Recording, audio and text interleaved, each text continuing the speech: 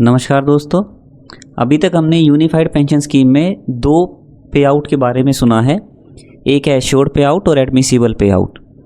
तो इस वीडियो में हम ये जानने की कोशिश करेंगे कि इन दोनों पे आउट में क्या डिफरेंस है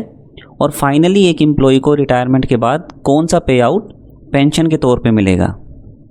जो एश्योर्ड पे आउट है वो एक फर्स्ट स्टेज की कैलकुलेशन है जो डिपेंड करती है एक कर्मचारी के रिटायरमेंट के पिछले 12 महीनों के बेसिक पे के एवरेज और उसकी क्वालिफाइंग सर्विस पीरियड पे, जबकि एडमिसिबल पे आउट एश्योर्ड पे आउट की कैलकुलेशन के बाद की स्टेज है जो फर्दर डिपेंड करती है इस बात पर कि एम्प्लॉय का जो इंडिविजुअल कॉर्पस है वो बेंचमार्क कॉर्पस के अगेंस्ट किस रेशो में है और क्या एम्प्लॉय ने फाइनल विड्रॉल के रूप में कोई विड्रॉल किया है या नहीं, और अगर किया है तो उसकी पेंशन पे क्या फ़र्क पड़ेगा। जैसा कि हमने बताया कि यूपीएस रेगुलेशन में एश्योर्ड पे आउट जो दिखाया गया है वो दो मेन फैक्टर्स पे डिपेंड करता है। एक कर्मचारी की बेसिक पे जो हमें रिटायरमेंट से पिछले 12 महीनों की एवरेज लेनी है,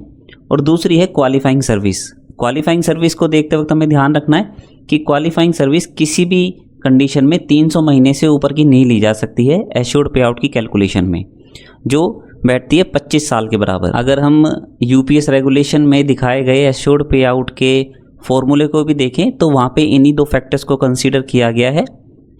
बेसिक पे का एवरेज और क्वालिफाइंग सर्विस। अगर हम एश्योर्ड पे आउट को एक एग्जांपल के थ्रू समझने की कोशिश करें तो हम ये मान सकते हैं कि एक एम्प्लॉय की जो रिटायरमेंट से पिछले 12 महीने की बेसिक पे जिसकी 45,000 रुपये है और अगर उसका क्वालिफाइंग सर्विस पीरियड 180 महीने है तो उस केस में उनका जो एश्योर्ड पे आउट बनेगा वो कितना बनेगा। जैसे कि हम स्क्रीन पे देख सकते हैं कि इस केस में जहाँ पे उनकी क्वालिफाइंग सर्विस 180 महीनों की है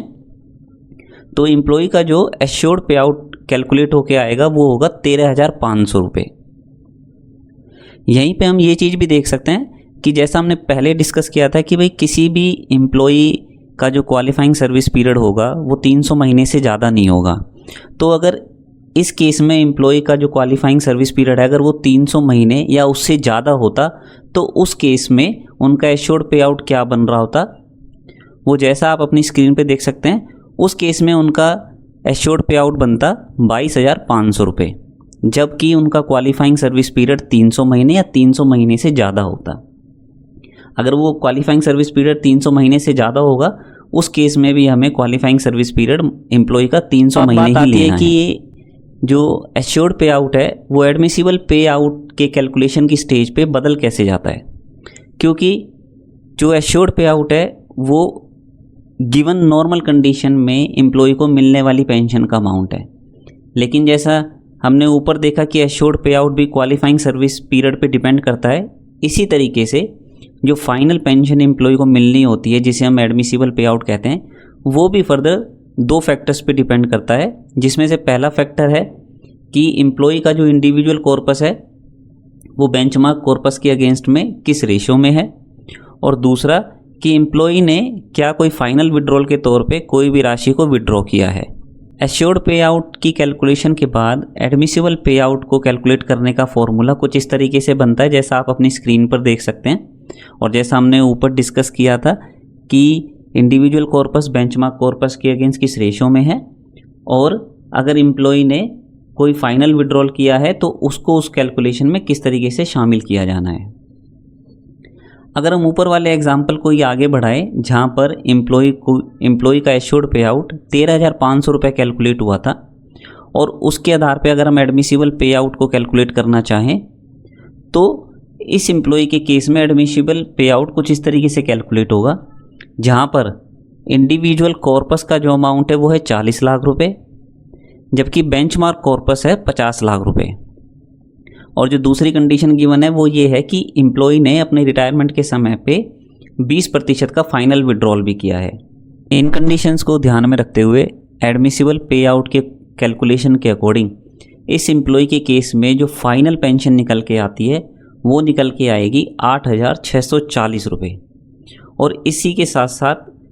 गवर्नमेंट ने ये भी निर्धारित किया है रेगुलेशन के माध्यम से कि इस अमाउंट के साथ साथ उन्हें उस समय का एप्लीकेबल डीए भी मिलेगा, जिसे समय समय पर गवर्नमेंट रेगुलर वे में जारी करती रहेगी। तो वीडियो को वाइंड अप करने से पहले एक बार की पॉइंट्स हम देख लेते हैं कि एश्योर्ड पे आउट और एडमिसिबल पे आउट में क्या डिफरेंस है और किस तरीके से एश्योर्ड पे आउट के आधार पर एडमिसिबल पे आउट तक पहुंचा जाता है।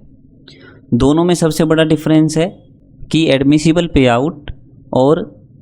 एडमिसिबल पे आउट दोनों इक्वल हो भी सकते हैं और नहीं भी। दूसरा, जो इंडिविजुअल कॉर्पस की रेशो है बेंचमार्क कॉर्पस के अगेंस्ट में, वो रेशो कभी भी एक से ज़्यादा नहीं हो सकती है।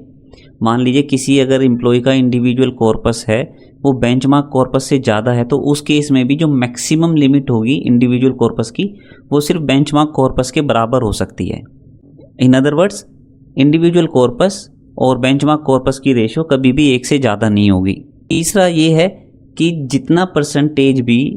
एक एम्प्लॉय फाइनल विड्रॉल के तौर पे विड्रॉ करता है अपने कॉर्पस में से, उसका सीधा सीधा असर उसके एडमिसिबल पे आउट पे आएगा।